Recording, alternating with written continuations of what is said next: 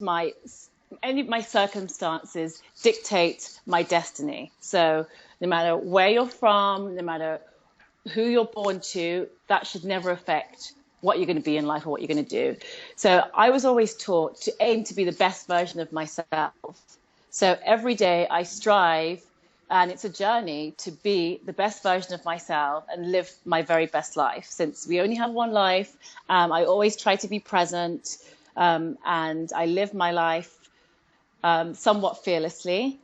I definitely enjoy a challenge, and I'm kind of excited by fear. So whenever I feel fear, I know that I have to just go for it and combat whatever that fear is. You're Brit, born in the UK, Yes. to Jamaican parents. How Yeah. do these two influences impact on the person you are? Well, I think, well, England, especially particularly Birmingham, has a very, very strong Caribbean culture. As you know, there was mass migration of Caribbean people to England in the 60s. My parents came to England when they were very young, but they always taught me to be very proud. So I was always a very proud Jamaican, and um, we had a very, very strong bond with Jamaica. And I'd say my siblings and I were definitely brought up with strong Caribbean influences, from the food we ate, from the music that we listened to, the stories that my grandmother would read us. She'd read us Bron Nancy, the spider stories. I don't know if you know Bron Nancy, the Oh, little certainly. spider. Oh, Yeah, certainly. and Yeah. also the comedy as well. We were obsessed by Oliver growing up, and Smile Orange, really, so we definitely had a very strong Caribbean culture, even so. And I think one thing that having Jamaican parents has taught me is, they were always very strong, and they taught us about home training. It was always about home training, to have respect for your elders, respect for your parents, to be, to always think about your behavior. So I definitely think one thing it's taught me is how to be a diplomat, and also a chameleon.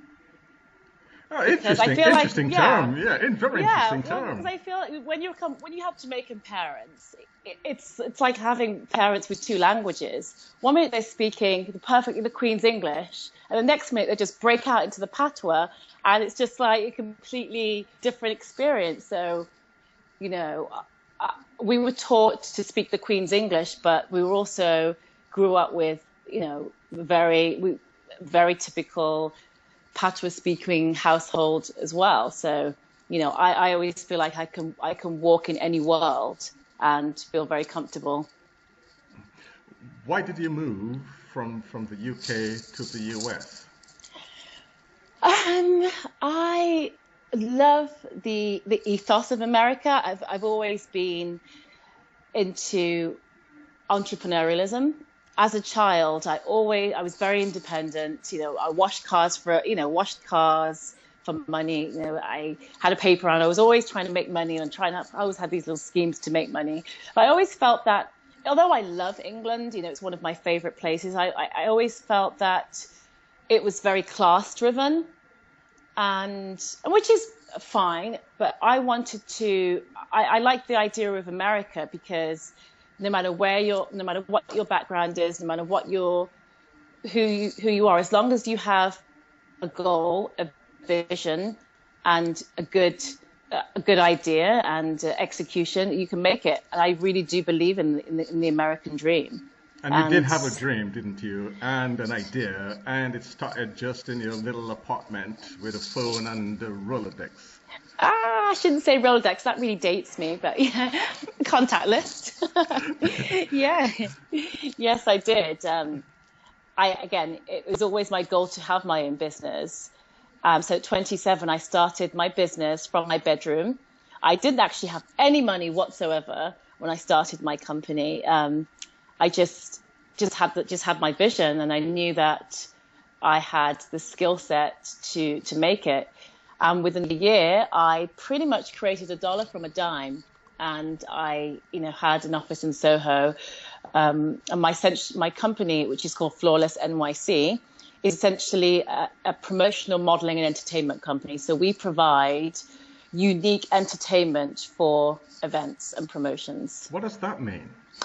Well, so if you were having an event and you wanted to spice up your event, maybe you're going to have, something a little different, like you may have a contortionist, which we provide. We have really hot DJs, like model DJs, Cirque du Soleil acts, fire performers. It is really exotic and exciting entertainment. And you've done quite well, haven't you?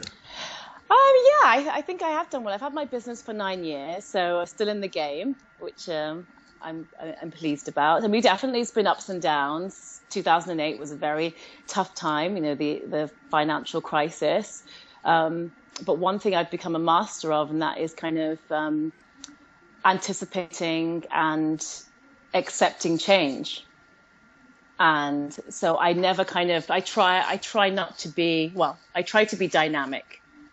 I think it's very dangerous to be in the same, to always to be in the same mindset, the same plane. So I'm always constantly wanting to evolve, grow, and move with the times, because you never know, when that shift's going to happen, and you have to be ready. So you have to anticipate change. How did you end up with Blood, Sweat, and Heels? Oh, Blood, Sweat, and Heels. Yes. So a friend of mine, Geneva Thomas, is actually one of the cast members, and she said to me, she's like, you know what, I think you'd be great on the show. Your story really represents the whole concept of Blood, Sweat, and Heels. You started from your business, you're an independent woman. I wasn't born with a silver spoon in my mouth. I had, I'm not going to say we weren't poor, but we definitely weren't rich. I definitely wasn't rich. Every penny that I've made it through my own blood, sweat, and tears, really. I was lucky that my parents gave me the mindset and the confidence to be able to do that.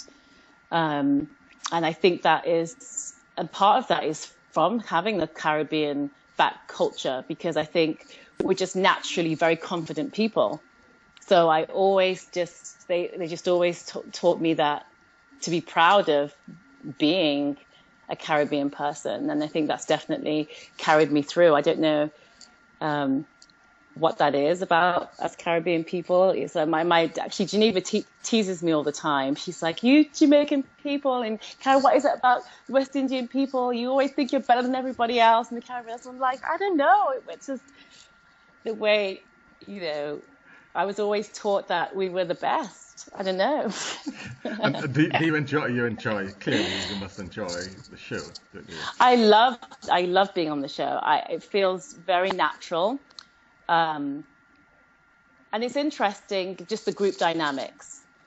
It's it's a bit like warfare, to be honest. Like, you go in, there are people that you get on with, there are people that you naturally just don't get along with. And it's kind of like, how do you maneuver and survive in this group? It's kind of like being thrown to the wolves, as it were. Would you tell us some secrets as to what to expect? Well, secrets.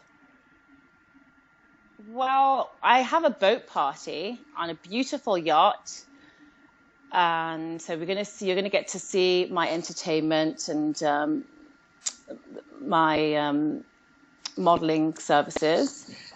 Yes, there's definitely some conflict with some of the girls. I'm luckily not part of that conflict. We do have another Caribbean person, a famous Caribbean person, that's going to make a cameo appearance.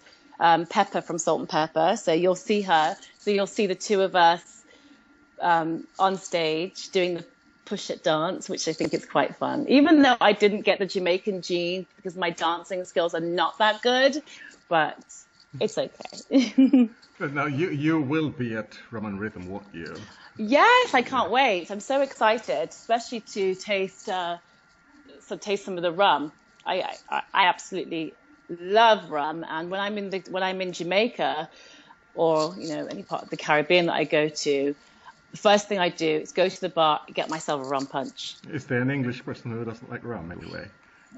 Mm. I'm, I don't think so. my mum is here. She's Then, got to have hers. yeah, every time I go back to Jamaica, my parents, my grandparents, they bombard me with requests on getting the old Ray and nephews in. So That's my mom's favorite.